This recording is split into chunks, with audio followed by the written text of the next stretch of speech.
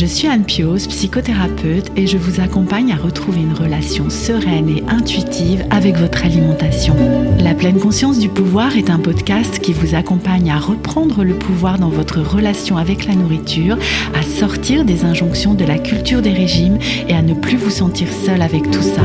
Dans ce podcast, je partage des outils, des réflexions. Je vous parle aussi de pleine conscience et d'introduire dans votre quotidien plus d'observation de votre propre fonctionnement. Je vous propose également des témoignages de femmes et d'hommes qui vivent ou ont vécu un trouble du comportement alimentaire ou une relation compliquée avec leur alimentation. Leurs témoignages vous permettront, je l'espère, de réaliser que nous sommes nombreux à nous retrouver pris au piège de cette relation toxique. Je vous laisse avec l'épisode du jour. Je m'appelle Béatrice, j'ai eu 53 ans. Mes problèmes d'anorexie datent de ma toute petite enfance. J'ai eu énormément d'hospitalisations. J'ai été traumatisée. Les conditions d'hospitalisation m'ont marquée. Ils nous enferment, mais on devient encore plus cinglés que ce qu'on était au départ.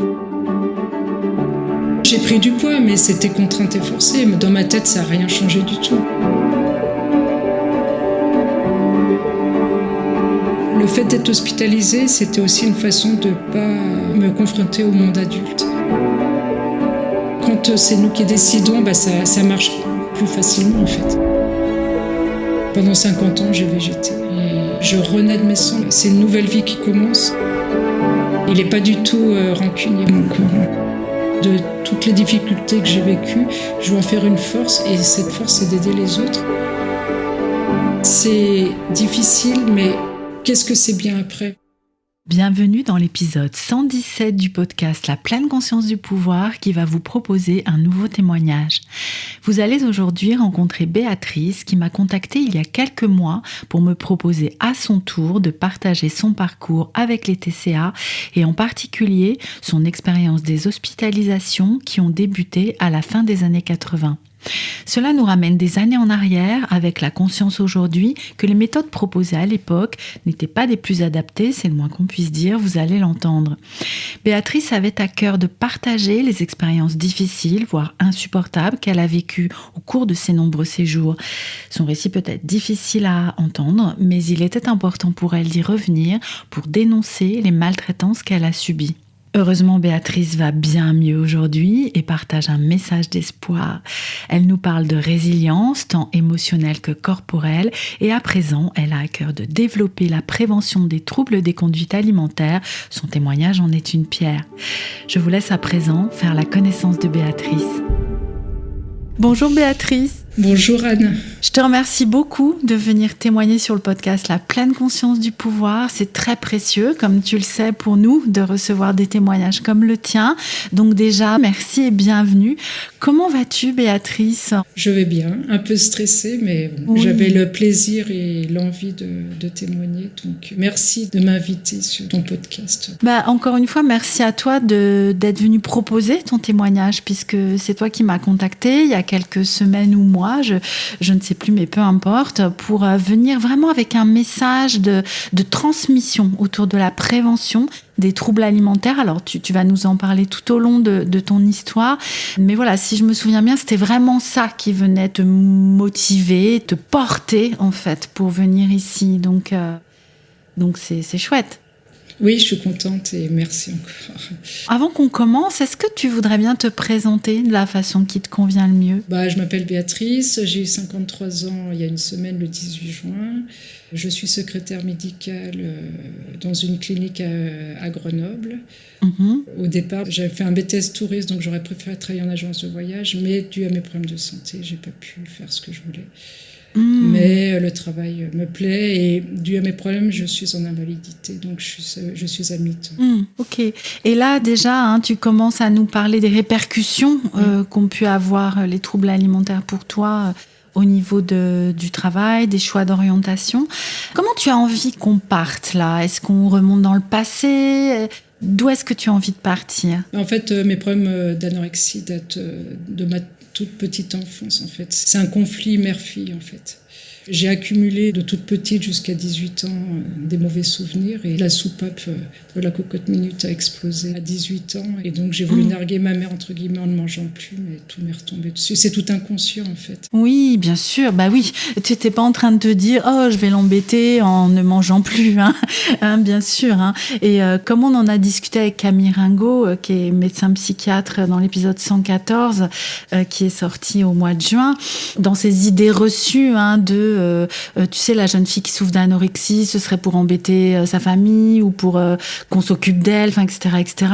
Mais bien sûr que non, mais il y a de la complexité là-dedans. Et une des pièces du puzzle, si tu me dis, si j'ai bien compris, c'est depuis ta toute petite enfance, cette relation qui était compliquée avec ta maman et qui a fait que quelque chose a explosé à l'âge de 18 ans et que ça a pris cette forme de ne plus manger, en fait. Oui, en fait, je n'osais rien dire. J'étais une fille modèle, entre guillemets, qui posait aucun problème. Je travaillais bien à l'école, je faisais du sport, je faisais de la musique. Enfin, tout allait très bien, mais intérieurement, ça n'allait pas du tout. Et tous ces souvenirs se sont accumulés et je me suis exprimée par l'anorexie alors que je ne connaissais pas cette maladie. J'avais aucun problème de poids. Je faisais ma taille adulte à 13 ans. Donc après, ma mère a commencé aussi à me surveiller pour le poids. Enfin, ma mère, il n'y avait que le paraître qui comptait. Donc elle m'a interdit de goûter. J'avais plus le droit de me resservir parce qu'il ne fallait pas que je grossisse.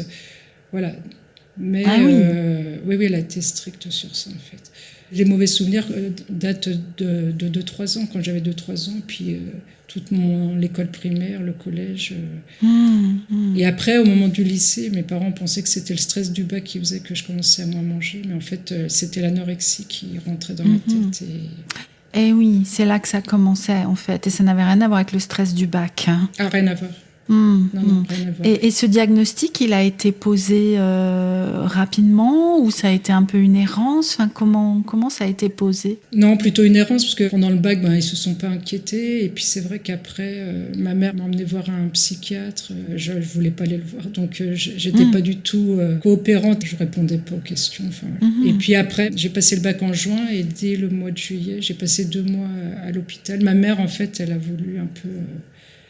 me foutre à la porte. De ce que j'ai pu comprendre, ma mère était jalouse de la relation que j'avais avec mon papa. En fait, mon papa, c'est tout pour moi. Il est décédé en septembre 2020. Et mon papa était très affectueux avec moi. Il m'appelait par des mots gentils. Et il n'était pas forcément affectueux avec ma mère. Et ma mère était jalouse de cette relation. Et donc, elle a tout fait pour m'éliminer, entre guillemets. Voilà. Oui, et tu dis que cette hospitalisation, finalement, elle était... alors justifiée, justement peut-être pas, mais en tout cas pas du tout. Par un éloignement en fait, c'est ça? Oui, c'était une façon que l'été je sois pas à la maison. En fait, j'étais à l'hôpital de Chambéry en pédiatrie alors que je venais d'avoir 18 ans. J'ai perdu mon temps, en fait. C'était, voilà. Oui, qu'est-ce qui s'est passé pendant cette hospitalisation? Parce que nous qui sommes de la même génération, ça c'était dans les années 80, fin des années 80. 89. Ouais, 89. Ouais. Je précise 1900 quand même, parce que voilà. Même si nous sommes du siècle dernier, oui, c'est vrai, on n'est pas quand même, quand même trop vieille non plus. Mais je trouve intéressant de remettre aussi ça dans le contexte de cette époque, parce que j'espère qu'il y a eu des évolutions aussi dans le traitement autour des troubles des conduites alimentaires et en particulier de l'anorexie. Mais là, voilà, toi, tu entres à l'hôpital donc en 1989 sur la prescription pour l'anorexie. Le diagnostic avait été posé déjà, c'est ça, à ce moment-là? Oui, plus ou moins, oui. Et comment se passe alors cette hospitalisation? Tu nous dis, moi j'ai perdu mon temps en fait. J'ai perdu mon temps, oui. Je m'embêtais, je m'ennuyais, j'étais avec des enfants. On me demandait de me détendre, de prendre des bains, voilà. Mais je voyais aucun psychiatre, aucun médecin en fait. Oui. Et j'avais pas le droit aux visites pendant 2 mois. En fait, le dimanche, les enfants avaient des visites. Moi, j'y avais pas le droit. Enfin, c'était un genre de punition. En fait, ça a été ma première hospitalisation et ça a duré 10 ans. J'ai eu énormément d'hospitalisations où j'ai été traumatisée. Les conditions d'hospitalisation m'ont marquée. Tu avais aussi ce message autour des hospitalisations. Tu voulais vraiment partager autour de ça. Tu nous parles de traumatisme. Ma première, donc, c'était l'été 89. Après, je suis partie 1 an et demi dans une clinique pour les jeunes entre 18 et 30 ans. ans, une clinique universitaire à la Tronche, vers le CHU de Grenoble. Moi, ayant déjà le bac, j'ai pu suivre des études d'anglais parce que j'avais fait un bac A2 à l'époque, donc c'était les langues et la philo. J'ai pas perdu mon temps au niveau scolarité, mais j'ai perdu mon temps au niveau soins parce que j'étais la seule anorexique et vu qu'il n'y a pas de médicaments pour soigner les anorexiques, personne n'était vraiment spécialisé là-dedans. Et en gros, ça m'a servi à rien parce que pendant ce séjour-là d'1 an et demi, j'ai dû être hospitalisée au CHU parce que j'avais perdu du poids. Personne ne me surveillait, donc je faisais ce que je voulais. Et oui. Donc ça a été encore une perte de temps. C'est-à-dire que la maladie, elle continuait en fait à faire son œuvre à l'intérieur de toi sans qu'il y ait de soins particuliers autour de l'anorexie. Non, il n'y avait rien, à part un médecin, mais qui n'était pas spécialisé dans l'anorexie. C'était plus des gens dépressifs. Donc je suis ressortie en n'ayant pris absolument pas de poids et pendant ces 1 an et demi, j'ai quand même été hospitalisée 2 mois au CHU de Grenoble parce que j'avais trop maigri. Donc voilà, encore une perte de temps, entre guillemets. Mais comme ça, ma mère n'avait pas me supporter pendant 1 an et demi. Et je la revois me déposant avec mon père sur le perron de la clinique et en disant « Bon, allez, c'est bon, on y va, on a assez discuté. » Elle disait ça à mon père pour se débarrasser au plus vite. Oui, et toi, tu te sentais comment dans cette période-là ? Tu te souviens de comment tu te sentais ? J'étais dans la maladie, donc j'avais aucune conscience de ce qui se passait. Ah oui. Je m'en foutais de tout, j'avais conscience de rien. Les jours avançaient les uns après les autres sans avoir conscience de rien. Et vu que personne m'aidait, j'avançais comme ça, dans le flou complet. Et oui, c'est ça. Tu te raccrochais peut-être à tes études ? Mes études, et puis à mon papa et mes 2 frères aussi. C'est eux qui m'ont permis de ne pas me suicider. J'ai eu souvent des idées morbides. Et j'ai une phrase de mon frère aîné qui m'avait dit « T'as pas le droit de faire ça, accroche-toi à nous, on sera là pour toi. » Voilà. Oui, il y avait ce soutien d'une partie de ta famille, en tout cas. Oui. Mon papa, c'est tout pour moi. D'ailleurs, depuis qu'il est décédé, je pense que c'est lui qui m'envoie des ondes de là-haut, mais je me suis hospitalisée et je vais nettement mieux maintenant. Je suis sûre que de là-haut, il m'a envoyé tout son amour, tout son courage pour que je me reprenne en charge et que ma vie soit meilleure. En fait, ma vie a commencé à 51 ans. En fait, Oui. Quel parcours, hein. Là, on est autour de tes 18-19 ans. Oui. Même 20 ans, 21 ans. Voilà, c'est ça. Oui. Et alors, donc, il y a eu cette longue hospitalisation, 1 an et demi. Alors, pas vraiment hospitalisation, si je comprends bien. On était libre. Enfin, on devait rentrer à certaines heures, voilà. Mais il n'y avait pas de surveillance. Enfin, pour moi, c'était... On faisait ce qu'on voulait, quoi. C'était... c'était pas adapté pour ma maladie à moi. C'était pas adapté pour moi. C'est ça, parce qu'il y avait quel type de pathologie chez les adolescents qui étaient avec toi ? Plutôt des dépressifs, des gens qui faisaient des dépressions. Dépression qui était présente aussi pour toi, de ce que tu nous expliques. Oui, un qui petit peu, peut-être pas traité tellement non plus. Voilà. Puis il y avait des schizophrènes. Mais aucun patient anorexique, j'étais la seule. Et tu avais pu créer des liens malgré tout sociaux avec les personnes qui étaient avec toi ? Oui, parce qu'il y avait 3 bâtiments et dans mon bâtiment, oui, j'avais quelques connaissances. Au niveau relationnel, j'ai un bon souvenir, mais au niveau soins, 0. Quoi. Et sachant, tu le disais, que toi, tu étais vraiment dans cette phase de la maladie complètement inconsciente aussi, du besoin de soins et de ce qui se passait, avançant au jour le jour. Et n'étant pas non plus en demande de soins. Il n'y avait rien qui t'était proposé, mais en même temps... On me forçait, en fait, Apparemment, c'est la psychiatre que j'ai vue quand j'étais au lycée, quand on a parlé à mes parents de cette clinique. Vu qu'on était sur Chambéry, on ne connaissait pas forcément les cliniques de Grenoble. Et c'est pour ça qu'ils m'ont emmenée là-bas. En tout cas de mon papa, pensant... que ça m'aiderait. Mais... Et par la suite, alors ? Par la suite, j'ai passé mon BTS tourisme. Je l'ai eu, mais en étant squelettique à la fin. En fait. C'était les 2 ans où j'étais plus chez mes parents, livrée à moi-même avec la nourriture. Et la première année, j'étais en colocation avec une amie. Et puis la deuxième année, j'étais seule et j'ai chuté au niveau du poids. Et j'ai passé le BTS en juin 94 et en juillet 94, j'ai été hospitalisée presque d'urgence. À Lyon, cette fois-ci. Donc, j'ai été à l'hôpital de l'Anticaille pendant 1 mois et demi, avant qu'il y ait une place à la clinique Saint-Vincent-de-Paul à Lyon. Pareil, une clinique qui n'était pas faite pour moi, mais à l'époque, c'était sous forme de carottes. Je suis rentrée avec un poids et il fallait que j'atteigne un certain poids pour pouvoir sortir de ma chambre. Donc en fait, j'ai mis 6 semaines pour atteindre le poids qu'ils avaient décidé. J'ai passé 6 semaines dans une chambre qui faisait 10 mètres carrés, je pense, quelque chose comme ça. Où j'avais mon lit, une table et une chaise, un lavabo et un gros seau. Et ce gros seau, j'ai fait 6 semaines mes besoins dans un seau. Mais c'est une cellule de prison, en fait. Oui. Et j'ai pas eu le droit de sortir pendant 6 semaines. Ça m'a traumatisée. D'ailleurs, je vois une psychologue maintenant spécialisée dans le MDR qui soigne les traumatismes. Ouais. C'est inhumain. En fait, j'ai passé 6 semaines à me laver dans un lavabo, 6 semaines à faire mes besoins dans un seau, 6 semaines à pas le droit de sortir. Et j'avais juste le droit à un cahier et un stylo pour écrire mes émotions, mes ressentis. Voilà. Tu n'avais pas de livre, tu n'avais rien pour te distraire? Non, j'avais pas de télévision, pas de radio. J'avais le droit à rien, juste un stylo et un cahier. Alors après, il y avait des infirmières qui étaient gentilles avec moi, qui venaient de temps en temps l'après-midi où on faisait une partie de Scrabble, voilà. Et d'autres, c'était des tortionnaires. Par exemple, j'ai un souvenir où je demandais, le matin, j'avais soif, et je demandais un bol de thé bien rempli, et elle faisait exprès de m'en mettre le fond du bol. Voilà. Ça, j'ai eu des humiliations comme ça d'infirmières. Voilà. Et j'étais surveillée à tous les repas. Donc, j'avais trouvé la technique de jeter le pain. Les anorexiques, on est assez doués pour cacher les choses. Donc je le mettais dans ma poche et puis après je le mettais dans la poubelle. Mais vu que j'avais pas le droit de sortir, forcément la poubelle se remplissait de pain et je me suis fait engueuler. Ils ouvraient la fenêtre de temps en temps et vu qu'au début j'avais qu'une demi-portion et on m'avait donné le premier dimanche matin un croissant entier.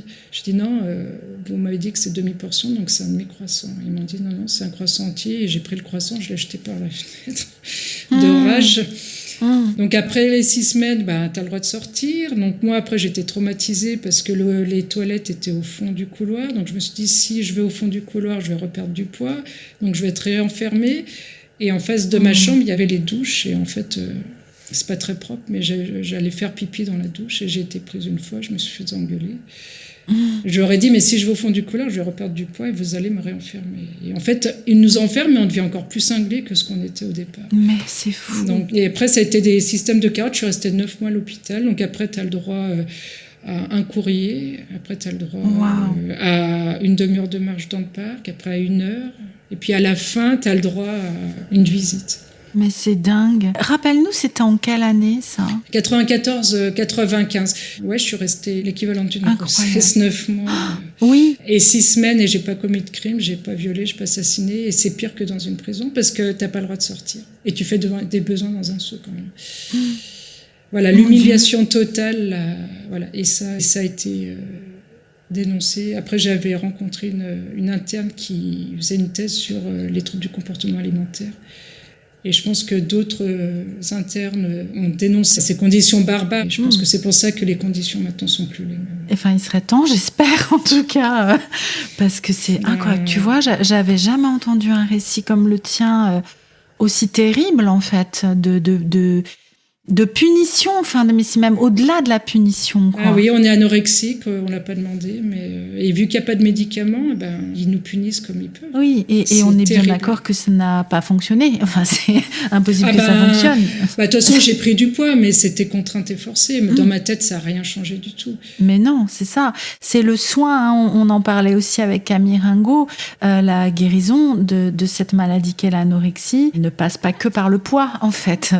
Ça peut être une condition pour retrouver ne serait-ce que un corps renutri et qui fonctionne d'une manière optimale, mais ce n'est en rien le seul soin en fait à donner, puisque c'est une maladie psychique. Voilà, c'est anorexie mentale, donc si le mental ne va pas, c'est... Et là, tu vois, c'est vraiment l'illustration de cette croyance, mais qui est sans doute encore présente, que c'est une question de volonté en fait, de forcer la volonté de la personne en fait. Que ce soit pour qu'elle mange ou pour qu'elle arrête de manger, dans le cas de l'hyperphagie par exemple. Et donc voilà, les carottes qui sont données ou le bâton, enfin, tu as le droit à un courrier au bout de je sais pas combien de temps. Et cette terreur dans laquelle tu étais, tu vois, je reste avec. J'osais même pas aller au bout du couloir parce que je me disais que j'allais reperdre du poids et être enfermée à nouveau, quoi. Ah oui. C'est hallucinant. Et puis la porte, c'était une porte. Il y avait juste une petite fenêtre, mais il y avait un rideau de l'autre côté, enfin un côté extérieur, que eux ils le soulevaient comme en prison en fait. Ils regardaient et moi je pouvais pas le voir parce qu'ils remettaient à chaque fois le rideau, donc j'avais vu sur rien. Enfin, j'avais une fenêtre quand même, mais la fenêtre était fermée, je pouvais pas l'ouvrir. Ils l'ouvraient pour aérer, mais moi j'avais pas le système. Et j'ai pas eu que ça comme hospitalisation et comme maltraitance. C'est humilier l'être humain parce qu'on est malade. Et puis là j'ai vu personne. Hein. J'ai pas vu de psychiatre, j'ai pas vu de psychologue. Je voyais juste le médecin, mais qui passait. On était je sais pas combien dans la clinique et qui passait faire son tour une fois par semaine. Et voilà. Et c'était un service qui était spécialisé dans les troubles des conduites alimentaires ou pas du tout? C'était pareil. C'est psychiatrique, mais plutôt dans pareil les dépressions. Mais vu que de toute façon j'ai pas eu trop de contact avec les patients parce que j'étais très isolée. Oui, ça m'a marqué. Oui. Bah j'imagine, oui, que tu parlais de traumatisme et que encore aujourd'hui tu es en train de travailler à réparer ces traumatismes-là. Hein. Parce que tu disais, et il n'y a pas eu que celle-là. Donc ça veut dire que tu as eu d'autres expériences du même type. En fait, quand je suis sortie en juin 95, vu que ça se passait de plus en plus mal avec ma mère, où c'était les insultes, les assiettes qui se jetaient à la figure, elle a essayé de me foutre à la porte. Je suis partie 3 ans de 95 à 98 à Avignon, chez mon oncle et ma tante. Donc ma tante, c'est ma maman de cœur, et mon oncle, c'était mon parrain. Donc ils m'ont hébergée 1 année chez eux. Et après, pendant 2 ans, j'avais une petite maison dans le jardin des propriétaires, donc pas très loin de mon oncle et ma tante, mes cousins. Donc j'avais toujours un lien avec eux, j'allais faire mes lessives chez eux. Et pendant ces 3 ans, j'ai été de nouveau hospitalisée, mais pareil, une hospitalisation qui n'a servi à rien. Et c'est pendant ces 3 ans que j'ai commencé à boire. Donc je pense que je m'étais rendu compte que la vie, pour moi, était un vrai cauchemar. Donc, je me suis dit, je vais me mettre à boire. Tout est inconscient, hein, mais je me suis dit, je vais me mettre à boire. Et comme ça, vu que je suis maigre, avec l'alcool, je vais mourir plus rapidement. En fait, on a compris que c'était un suicide lent. J'avais pas le courage de prendre un fusil ou de jeter par la fenêtre. Et inconsciemment, je me suis dit, allez, mets-toi à boire, comme ça. Entre la maigreur et l'alcool, ça fera un cocktail explosif, tu mourras rapidement, et ça n'a pas du tout été le cas parce que je ne suis pas morte et en plus je suis tombée dans l'addiction. Donc, Mais il y avait vraiment ça, alors tu le disais inconsciemment, mais ça tu as pu l'analyser après, le décortiquer après, que c'était cette profonde dépression. Je ne sais pas si on peut dire ça, hein, je ne suis pas là pour poser des diagnostics, mais cette profonde dépression qui a fait que cette part de toi qui voulait aller vers la mort a cherché des solutions en fait. Oui, c'est ça. J'avais 24 ans, 18 ans à subir les méchancetés verbales, les humiliations de ma mère, à me rabaisser plus bas que terre et même à me taper. Quel est le sens de la vie, quoi. Enfin, c'est ça. Je vois pas. Qu'est-ce que j'ai fait en plus? Qu'est-ce que j'ai fait à ma mère? J'ai pas demandé de naître, j'ai pas demandé de vivre. Qu'est-ce que j'ai fait pour qu'elle m'humilie comme ça, qu'elle me rabaisse, qu'elle me foute à la porte? Tout ça parce que elle a eu honte de moi et qu'elle m'a reniée, elle m'a rejetée. Les derniers temps, elle marchait 100 mètres devant ou 100 mètres derrière parce qu'elle voulait pas qu'on sache que j'étais sa fille. Ou si elle voyait quelqu'un de loin, les derniers temps, on se cachait vite dans un magasin parce qu'il ne fallait pas qu'on soit vu. Voilà. Ouais, donc à 24 ans, hein, qu'est-ce qui restait de cette petite fille, de cette jeune fille en fait, hein? Ouais, puis même au moment de mon BTS, ou même du bac et du BTS quand je rentrais le week-end, elle venait me voir dans ma chambre quand je travaillais. Et elle me parlait avec son air sadique. T'as vu à quoi tu ressembles? Tu ressembles à rien. Tu feras rien de ta vie. Personne voudra de toi. Alors après, j'avais tendance parfois à fuguer, mais mon papa il me cherchait et il était angoissé. Donc j'adorais tellement mon papa que ça me faisait trop de peine, donc je revenais, mais contrainte et forcée parce que j'étais face à mon bourreau en fait. J'avais mon bourreau et mon ange, mon papa, qui était tout pour moi. Ouais. Et tu sais, ça me fait penser à, je sais pas si toi tu as vu la maladie qu'est l'anorexie comme ça, mais comme cette double identité à l'intérieur de soi, de l'ange et du démon justement, hein, j'ai un tatouage. De la maladie. J'ai un tatouage que j'ai fait il y a 21 ans, donc pas du tout la mode des tatouages, où j'ai un ange et un démon. En fait, je me disais que j'avais un démon dans le corps qui me pourrissait la vie. Et le même corps, j'ai fait un ange avec les ailes et son auréole, qui pour moi était le symbole de la guérison. Et oui, complètement. Et donc, il est à gauche de mon nombril. Et pour parler de tatouage, je ne suis pas du tout tatouage, mais je me suis marquée au fer rouge de ce que j'ai vécu il y a 21 ans. Et là, j'en ai refait un autre qui est le présent et le futur, qui est un phénix. Parce que depuis que je vais mieux, on m'a dit que c'est une nouvelle vie qui commence pour moi, c'est une renaissance. Et je suis passée plusieurs fois à côté de la mort. Et le phénix me parle beaucoup de que c'est le phénix qui renaît de ses cendres. Et voilà. Donc il est caché, il est à droite de mon nombril. Donc il y a les deux qui sont cachés en noir et blanc, petits. Et ça m'appartient. Et j'en ai pas ailleurs parce que j'aime pas du tout les tatouages. Mais là, c'est vraiment quelque chose de très, très symbolique pour moi. C'est ça, et c'est de toi à toi, hein, vraiment. C'est comme pour ancrer quelque chose qui doit rester pour toujours, en fait. Hein, ça signifie ma vie d'autrefois, mon passé, ma vie présente et future, et j'espère que je repartirai pas dans l'autre sens. Oui, que je rechuterai pas, voilà. Alors, c'est vraiment, je repense au phénix, ce symbole de résilience et de renaissance. Hein, mais avant d'en arriver là, en fait, on était au niveau de la chronologie, à ce moment où tu tombes dans la dépendance à l'alcool. Avec inconsciemment cette envie de mourir, enfin d'aller vraiment jusqu'au bout de cette perte-là. Et donc tu as 24-25 ans, tu es chez ton oncle et ta tante, enfin en tout cas pas trop loin de chez eux à cette époque-là. Comment ça s'est passé par la suite, si on avance Alors si on avance, j'ai eu une hospitalisation à Avignon, mais elle n'a servi à rien. J'avais même des bouteilles d'alcool dans mon sac, et donc voilà. Donc aucune surveillance, rien, je faisais ce que je voulais. Ça servait à rien, mais enfin bon. Voilà. Et après, donc en 98, vu que j'allais pas bien, je maigrissais, je buvais de plus en plus. Donc j'ai voulu quitter Avignon, et mon frère aîné Tanguy, vu que ça se passait très mal avec ma mère, je voulais pas revenir chez mes parents, il m'a emmené à Paris chez lui. Et il avait entendu dire qu'à l'hôpital Bichat, il y avait des hospitalisations pour anorexiques. Donc j'ai hébergé quelques jours chez mon frère, où là j'ai atteint le summum de la maigreur, 1m70, 29 kilos. J'avais la tuberculose, donc je toussais, je crachais. J'avais 2 kilos d'œdème au niveau des pieds. Donc pour aller à l'hôpital, quand il y a eu une place, ma belle-sœur a dû me déchirer des genres de pantoufles pour que je ne marche pas pieds nus dans la rue. Donc en fait, ils m'ont dit, les médecins, qu'ils n'ont jamais vu ça. D'ailleurs, ils se sont demandé comment j'étais encore vivante. Mais oui, mais j'étais avec cette question-là, effectivement. Ils pensent que j'ai une bonne santé, enfin je sais pas. Ton corps a tenu, en fait.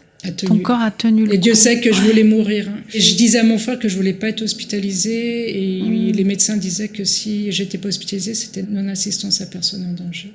Et oui. Et donc voilà, j'ai accepté d'être hospitalisée. Je suis restée 6 mois, donc de janvier 98 à juin 98, où j'ai pris 17 kilos. En fait, ils m'ont donné un quart de ration, demi-ration, 3/4 de ration, ration complète, sinon je mourrais si on me donnait trop au début. J'ai été soignée de la tuberculose parce que c'était contagieux, puis j'avais pas le droit, je suis restée dans ma chambre, j'avais pas le droit de sortir, parce qu'en plus j'étais à Paris, donc c'était pollué. Voilà. En plus, l'hôpital de Bichat est vers le périphérique de Paris. Et j'ai eu une sonde nasogastrique 24 heures sur 24 pour compléter l'alimentation. Voilà. Donc je suis partie de 29 kilos et je suis montée 46, 47 kilos. Et est-ce que pendant cette hospitalisation-là, il y avait plus de prise en charge psychologique ? Oui, alors là j'ai vu beaucoup de... Même au niveau osseux, j'ai eu pas mal d'examens, j'ai vu des psychologues, j'ai eu des psychiatres, mais j'étais encore complètement dans ma maladie et j'en avais rien à foutre en fait. Et ils ont compris qu'en fait, le fait d'être hospitalisée, c'était aussi une façon de ne pas me confronter au monde adulte, qui est le monde adulte de la vie qui fait peur, qui n'est pas facile, voilà. Donc le fait d'être hospitalisée, je restais enfant en fait, je restais dans un cocon qui n'était pas la vie en fait. Mais c'est à ce moment-là que tu en as pris conscience, ou c'est aujourd'hui avec le recul que tu peux voir ça comme ça ? Non, c'est en travaillant avec les psychologues, les psychiatres, on a compris ça ensemble, que c'était une façon de me réfugier, de ne pas grandir en fait, de rester dans un monde protégé du monde extérieur qui est un monde parfois impitoyable. Et puis un monde extérieur qui a été extrêmement violent pour toi, jusqu'à ce moment-là. J'ai aucun bon souvenir depuis que je suis née, en fait, jusqu'à ces années-là, à part avoir des humiliations de ma mère. Oui. J'avais des amis à l'école, hein, je travaillais bien, voilà, mais ils ont tout fait. Enfin, mon papa, d'ailleurs, c'est ce qu'on dit, c'est qu'il est aussi coupable, c'est qu'il n'a pas réussi à. En fait, les rôles étaient inversés. Ma mère était une mère militaire, tortionnaire, et mon papa était le papa poule. Et en fait, il n'a pas réussi à s'affirmer devant ma mère. Je voulais faire de la guitare, ils m'ont forcé à faire de la flûte traversière. J'aurais pu faire sport-études en athlétisme, surtout course à pied. Non, ils n'ont pas voulu parce que voilà. Donc en fait, j'ai voulu faire travailler dans le tourisme. Je me retrouve dans la santé. Enfin, tout ce que j'ai voulu faire n'a jamais abouti en fait. Mais bon, il y a tellement plus grave que c'est pas grave. En tout cas, là, pendant cette hospitalisation à Bichat, alors il y avait une centration sur le poids, mais là c'était aussi une question de survie. Hein, oui, les amis qui sont venus me voir ne m'ont pas reconnue. J'ai des photos où mon frère m'avait pris avec les joues tellement creusées. Il m'avait dit, tu regardes la photo pour te faire un électrochoc pour que tu te dises, il faut que je mange. J'avais un petit escabeau pour mettre mes habits dans un placard. Et l'escabeau était tout bas et j'avais plus la force de monter sur l'escabeau. Ben non. Je me revois... j'arrive pas. J'ai pas la force. Ouais, ils ont eu peur, les médecins. Et là, un des médecins, et d'ailleurs, j'ai pas encore l'âge, mais on verra s'il a eu raison, c'est qu'il m'avait dit que j'avais tellement abîmé mon corps que mon espérance de vie serait de 60 ans. J'ai 53 ans, j'ai peut-être plus que 7 ans à vivre, on verra. Mais, parce que le fait de faire yo-yo, c'est pas bon, ça abîme le corps. Mais on verra. Je vais profiter de ces 7 années qui me restent et puis on verra. Oui. Et puis en plus, depuis, il s'est passé plein de choses, hein, et tu es allé vers la guérison, et voilà. Et le corps aussi a une forme de résilience. Oui, complètement. Donc, et il n'est pas du tout rancunier, mon corps. Oui, il n'est pas rancunier. Non, parce que j'ai une petite anecdote, justement, vu que quand on est anorexique, on est en aménorrhée, donc on n'a pas des règles. Voilà, et donc j'ai eu de 20 à 50 ans une pilule, un moment qui était contraceptive et puis qui provoquait les règles, donc tous les mois c'était bien cadré. Et puis à 50 ans, ma gynéco m'a dit on arrête la pilule, vous allez être bientôt ménopausée. Et en fait, on a arrêté la pilule et quelques mois après, mes règles sont revenues naturellement. Alors que je n'ai jamais eu de règles naturellement depuis l'âge de 20 ans. Enfin, 18-20 ans, et donc ça prouve que mon corps, il est bien gentil. Il a remarché tout seul. Au départ, on a eu peur parce que ça pouvait être signe de cancer, et puis en fait, ma gynéco a compris que c'était... non, mes règles qui revenaient tranquillement. Donc de temps en temps, j'avais du sang dans la culotte, mais c'était juste mon corps qui était là, coucou, je remarche tout seul. Oui, c'est magnifique. Le corps est vraiment une machine extraordinaire. Ah oui, une super bonne nouvelle. Ouais. Et là, donc, je suis ménopausée cette fois-ci. Oui, mais bon. Avec des prises de sang, j'ai su, Oui, ça, je vois, enfin, je sais pas si tu l'as vu comme ça, mais comme une victoire aussi sur la maladie. Mais complètement. Mais c'était waouh. Moi, j'étais contente d'avoir mes règles. D'habitude, on n'est pas très content. C'est pas toujours bien agréable. Mais là, non. C'était une super victoire. Enfin, pour moi, c'était waouh, quoi. Donc, alors, je vois que notre heure tourne, et j'ai envie, mais c'est pas, on a encore du temps, hein, ne t'inquiète pas, mais j'ai envie aussi qu'on avance vers, justement, comment tu en es arrivé aujourd'hui à être dans ce processus-là de résilience finalement, hein, pour alors, je voudrais juste terminer la chronologie parce que je suis sortie de Bichat en juin 98. Donc j'ai eu le mariage de mon frère, m'a juste demandé de ne pas boire pendant son mariage, donc j'ai tenu. Voilà. Et puis j'ai tout perdu pendant les 6 mois. Donc en décembre de 98, j'avais tout perdu, j'avais des malaises, je tombais, je m'ouvrais la tête. Et on m'a parlé de la clinique du Coteau à Claye, sur les hauteurs de Grenoble. Je suis retournée dans cette clinique en janvier 99. Je ne devais pas être enfermée, et ils m'ont enfermée de nouveau dans une chambre. Donc là, c'était pas des infirmières, c'était des tortionnaires, toutes. Et au lieu de me donner de la nourriture normale, ils m'ont donné que du mixé.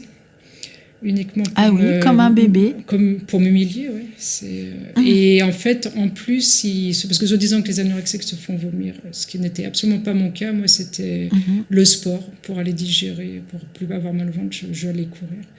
Et donc, ils avaient enlevé la poignée de la salle de bain. Donc, en fait, dès que je sonnais pour aller faire pipi, ils ne venaient pas. Dès que je voulais prendre une douche, j'y avais pas droit.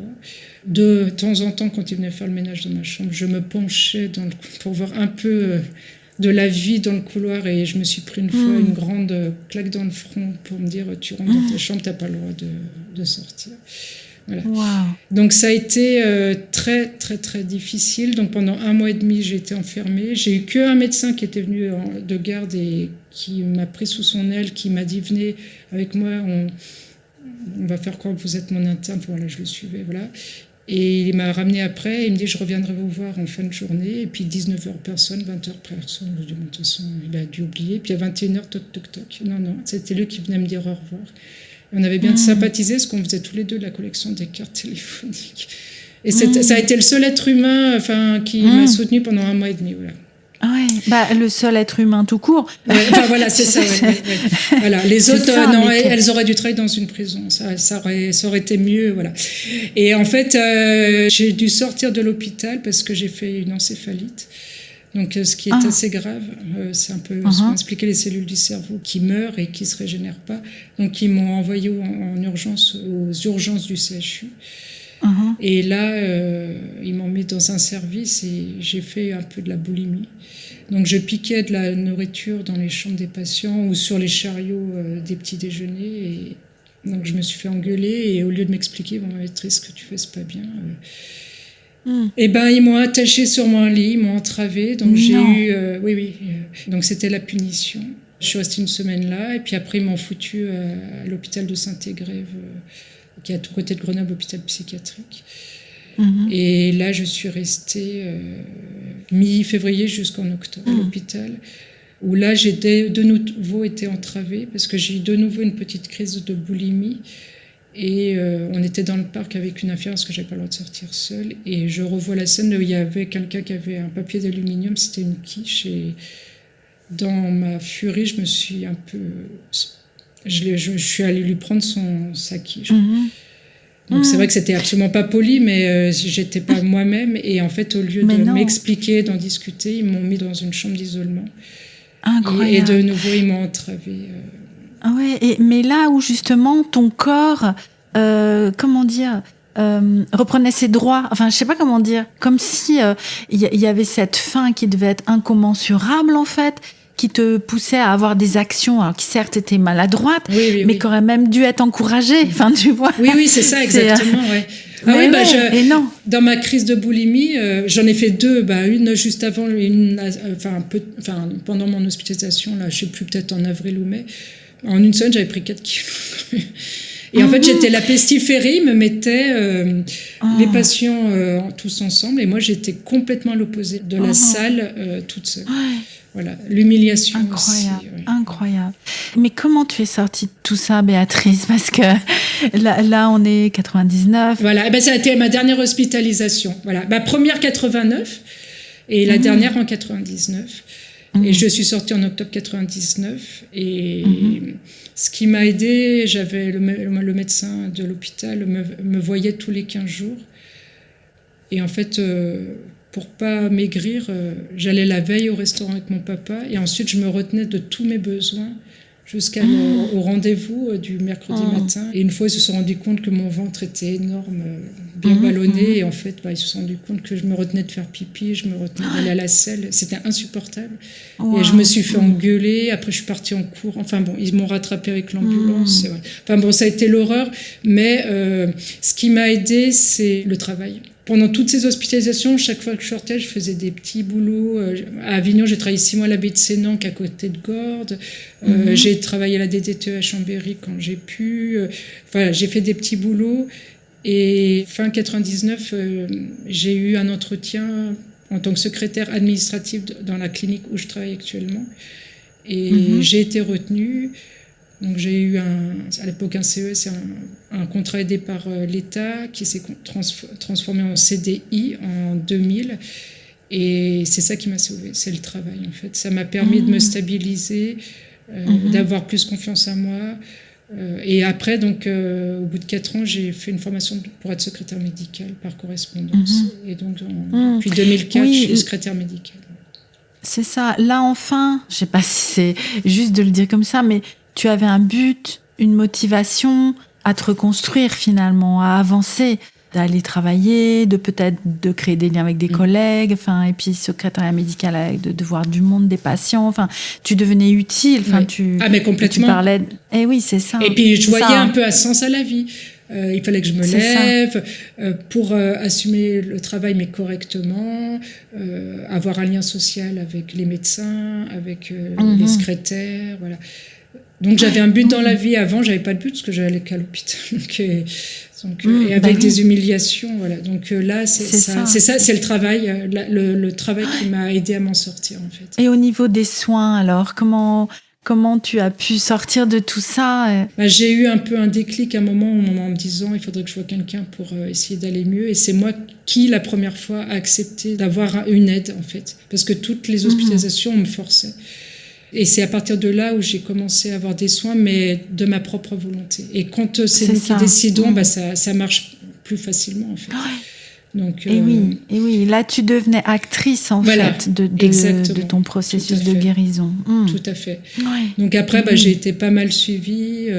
J'ai vu différents psychologues, psychiatres, et puis ça m'a aidée. J'ai eu une première expérience aussi amoureuse, qui a duré 4 ans, mais bon, ça m'a permis de vivre avec un homme. Et puis après, j'ai eu une autre rencontre amoureuse où là, j'ai voulu, pour moi, pour lui, pour notre couple, arrêter de boire en 2013. Et en fait, lui, il était pervers narcissique. Ça a été un peu une catastrophe et ça m'a pas du tout aidée, donc j'ai rechuté 7 mois après. On s'est séparés en 2017. En 2017, je suis revenue dans l'appartement où je suis actuellement, que mon papa avait acheté pour moi. Et donc, j'ai refait un sevrage en 2019, le 9 septembre 2019. Donc, le 9 septembre 2024, ça fera 5 ans que je suis abstinente. Voilà. Un sacré anniversaire, là. Oui, ça va être un sacré anniversaire. Et en fait, mon papa qui est mort 1 an après, je lui avais dit papa, tu te souviens, il y a 1 an, tu étais venu avec maman à l'hôpital. Et il me dit oui, je m'en souviens, je suis fière de toi. Et en fait, cette phrase me résonne dans la tête. Et chaque fois que j'ai eu des envies de reboire, j'ai pensé à mon papa pour me dire que je voulais qu'il soit fier de moi à jamais, quoi, voilà. Et ça m'a beaucoup aidé pour pas rechuter. Oui, ça. Et maintenant, j'ai ma volonté à moi. Je veux être fière de moi. Et donc, mon alcoologue est fier de moi parce que ça va faire 5 ans, mais je ne guérirai jamais de l'alcool. J'ai pas le droit, même au gel hydroalcoolique, quand il y avait le Covid, j'y avais pas le droit. J'ai des aliments que je peux plus manger. Voilà, mais c'est tellement une liberté, tellement un bien-être de plus être dépendant de cette saloperie, quoi. C'est ça. Mais il faut avoir de la volonté. Moi, on me l'a dit, mais arrête de boire, regarde dans quel état tu te mets. Mais tant que tu n'as pas décidé, ça ne marchera pas. Et c'est toi qui dois décider. Sinon, on a beau te le dire, ça ne marche pas, quoi. Et c'est un peu pareil pour l'anorexie. Si tu n'as pas décidé de te reprendre en charge... Oui, est-ce que d'ailleurs tu vois des mécanismes communs? Parce que parfois on dit, je ne sais pas si tu vas être d'accord avec ça, que l'anorexie, il y a une forme de dépendance au contrôle aussi. Et est-ce que tu vois des points communs entre l'addiction à l'alcool et l'addiction au contrôle? Enfin, j'en sais rien, c'est moi qui mets ces mots-là, mais... L'anorexie, c'est une addiction, ça a été reconnu. Ouais, c'est une addiction à la maigreur, apparemment. Enfin, l'OMS, je crois.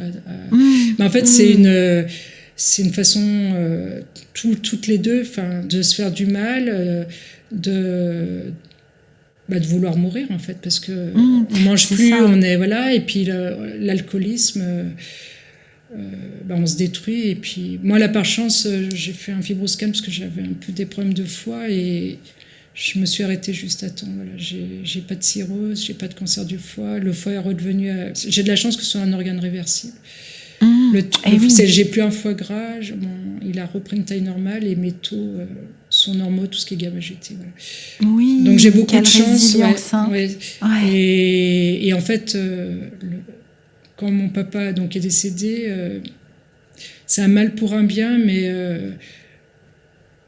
je pense que c'est lui qui m'a envoyé tout son amour. Et en fait, il est mort en septembre 2020, donc c'est en juin 2021 que j'ai été hospitalisée, où j'ai eu la sonde nasogastrique, j'ai eu le bouton de gastrostomie en novembre 2021, que j'ai toujours encore. Et j'ai eu une année, entre parenthèses, entre juin 2021 septembre 2022 où j'ai fait que travailler. J'avais pas le droit au sport, j'avais des poches de 18h à 6h du matin. Donc en fait, j'étais bloquée avec ma potence pendant 12 heures et interdiction de faire du sport, pas le droit de partir en vacances, pas le droit de partir en week-end vu que j'étais bloquée tous les jours avec ma potence en fait. Et je pense que c'est mon papa de là-haut qui m'a dit tu vas passer peut-être une année difficile mais après tu vas voir, tu auras une vie meilleure. Et ça se confirme parce que j'ai rencontré quelqu'un que je connaissais il y a 13 ans du club de course à pied et on s'est revus 7 ans après par hasard. Et maintenant, on est ensemble. Et lui, il peut que m'aider au niveau de l'alcool parce qu'il ne boit pas.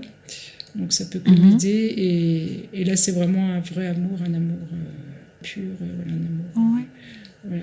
Je revis vraiment depuis fin 2021, début 2022, même si je suis toujours en soins, ma vie est nettement plus agréable. Mais oui, et oui. Oui, j'allais te demander justement aussi comment tu vois l'avenir, là, les années qui s'ouvrent devant toi. Je veux profiter à fond de la vie. Pendant 50 ans, j'ai végété. Et je renais de mes cendres. C'est une nouvelle vie qui commence. Et même physiquement, tout le monde me trouve... là, j'ai pris 11 kilos, mais même au niveau du visage, on me trouve tellement plus souriante, apaisée, pétillante, rayonnante. C'est toujours les mots qu'on me redit. Et en fait, de toutes mes difficultés, parce qu'avant j'étais dans le stade de la victime et maintenant je suis passée dans le stade de la résilience. Et en fait, de toutes les difficultés que j'ai vécues, je veux en faire une force. Et cette force, c'est d'aider les autres. Donc en fait, je fais du bénévolat maintenant. Le samedi après-midi, une fois par mois, on prépare un repas et le lendemain, on le sert à des personnes, des SDF, des personnes seules, des personnes dans la précarité. Donc ça, pour moi, c'est important. Et puis, je voulais témoigner avec ton podcast. Oui, ça fait partie de cette contribution. Voilà, contribution. Je fais partie aussi d'un groupe de travail sur la santé mentale. En octobre, c'est national, il y a 15 jours d'exposition, de conférences sur la santé mentale. Et d'ailleurs, hier, on a travaillé encore dessus. Et nous, on fait une exposition à partir de photos. C'est donc à Grenoble, j'imagine, cette exposition. Oui. Tu as les dates en tête parce que cet épisode, ton témoignage, va être diffusé au mois d'octobre, justement. Donc, si ça se trouve, ce sera en plein dans cette exposition. Oui, alors, je n'ai pas les dates précises. Mais ça va durer apparemment jusqu'en décembre parce qu'il y aura différents lieux. Voilà. Et moi, en fait, je suis prise en tenue de course à pied parce que c'est un peu mon sport de prédilection. Avec juste une brassière et un short de course à pied ou un t-shirt. Et c'est pour voir en fait mon bouton de gastrostomie. Et elle trouvait très beau mon tatouage du phénix qui a une belle symbolique. Et en fait, c'est pour représenter l'anorexie. Et je voulais pas être reconnue parce que je voulais pas qu'on sache au niveau de l'alcool. Parce qu'au travail, on ne le sait pas, mais vu que ce n'est pas marqué sur mon front alcoolique et que le bouton représente l'anorexie et pas l'alcoolisme, j'ai accepté d'être reconnue sur la photo. Que ce ne soit pas anonymisé, c'est ça ? Voilà. Et en fait, la phrase, on met une phrase, chacun met un peu ce qu'il veut. On donne son prénom si on veut et on donne le nom de la maladie si on veut. Et moi, j'ai marqué Béa, cabossée de la vie à cause de l'anorexie et entre parenthèses, je mets « et autres », 3 petits points, parce que je ne veux pas parler de l'alcoolisme. Et je mets virgule, fière d'aller mieux, parce que je ne guérirai jamais, fière d'aller mieux grâce à mes combats quotidiens. Parce que pour un être humain, un bébé, manger et boire, c'est les choses les plus évidentes. Et moi, manger et boire, c'est les choses les plus compliquées. Donc, c'est ça. Et c'est un combat quotidien. En fait, si tu n'as pas la volonté... c'est compliqué, quoi. Un combat quotidien et en même temps, quand tu parles de volonté, j'entends cette volonté d'aller vers la vie, d'aller vers le soin, mais d'aller vers la vie du coup, et que c'est pas rien d'avoir pu trouver en toi cette ressource pour justement aujourd'hui dire voilà, on me voit comme pétillante, comme radieuse. Moi, je te vois, on se voit en vidéo toutes les deux. J'ai ce privilège de pouvoir te voir, contrairement aux personnes qui nous écoutent. Mais voilà, je te vois avec un visage vraiment radieux, souriante.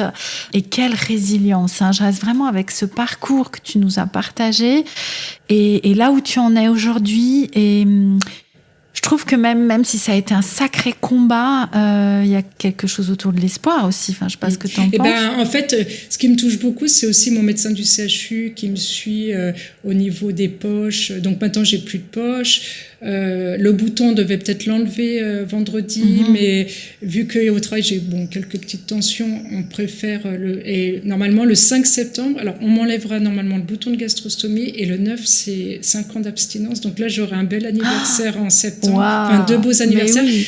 Et en fait, mon médecin m'a demandé, et Dieu sait qu'elle voit des anorexiques, si j'étais prête à rencontrer une jeune fille anorexique qui a du mal avec son bouton de gastrostomie, elle a du mal à le supporter, et si je voulais l'aider pour l'encourager, pour lui dire que le bouton, moi aussi, la potence, je l'ai voulu l'acheter plein de fois, tout arrêter les soins, mais que, en fait, c'est difficile, mais qu'est-ce que c'est bien après, voilà. Et donc, je la rencontre depuis quelques mois, là, et c'est devenu une amie, elle a 35 ans, et alors elle est maigre, mais le fait que mon cerveau soit mieux nourri, les tocs diminuent, les manies diminuent, il y a des choses que j'aurais jamais pu faire il y a quelque temps que j'arrive à faire, et tout ça, c'est un espoir pour elle, et en fait, c'est ce qu'elle disait à notre médecin, c'est que le fait de lui donner des exemples concrets, ça la motive à avancer, et comme tu disais, c'est un espoir d'une vie meilleure. Oui. Mais oui, ça me fait penser, et je ne sais pas si c'est un projet pour toi plus tard, mais aux personnes qui deviennent patients experts, en fait, et qui peuvent aller partager et soutenir les personnes qui souffrent de la maladie dont ils ou elles ont souffert, en fait. Ouais, c'est un beau message, là aussi, que tu passes, Béatrice, en cette fin d'épisode. Oui, le mot principal pour moi, c'est ce que tu disais, résilience. Résilience, c'est vouloir aider les autres, et de mes difficultés, en faire une force, et cette force, c'est de vouloir aider les autres par le bénévolat, par un podcast, par soutenir une jeune fille. Voilà, oui. Je te remercie beaucoup, Béatrice, merci à toi, pour tous ces partages généreux, et puis nous avoir aussi parlé de ces moments aussi extrêmement difficiles et très intimes. Est-ce que c'est OK pour toi si on s'arrête là dans ce partage de témoignages, ou est-ce qu'il reste quelque chose qu'on aurait oublié de dire? Non, on a parlé chronologiquement. Les souvenirs de ma mère, c'était pas forcément la peine d'en parler, c'est juste des humiliations. Mais non, j'ai pu dire les choses un peu difficiles et traumatisantes de ma vie. Donc, ouais. Je te remercie encore. Merci je te souhaite à l'avance des bons anniversaires qui se présentent alors pour toi au mois de septembre. Il faut que je tienne, c'est question de volonté, voilà, mais j'y crois. Ouais. À bientôt, Béatrice. Merci on te donnera des nouvelles. Oui, au revoir. Avec grand plaisir, au revoir.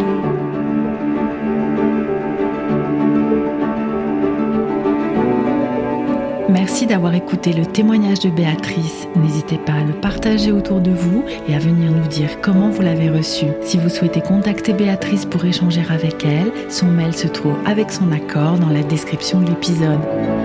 Passez une bonne fin de journée et à bientôt pour un prochain épisode de La pleine conscience du pouvoir.